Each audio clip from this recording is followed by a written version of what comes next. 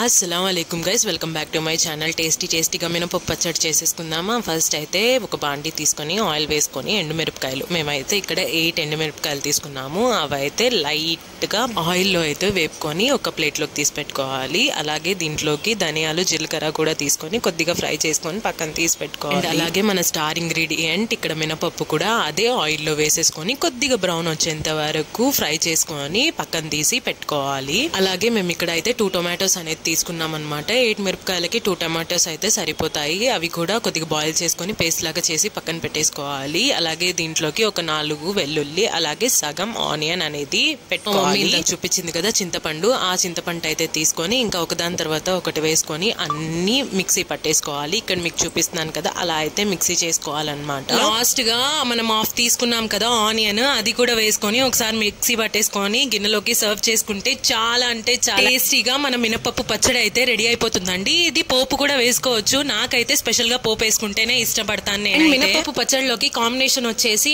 నాకు మాత్రం ఆనియన్స్ తో ఆమ్లెట్ వేస్తాం కదా అదైతే ఇష్టం అన్నమాట। మీకు ఏదంటే ఇష్టమో నాకు కామెంట్ చేయండి అంతే। ఇంకా video bye, thank you so much.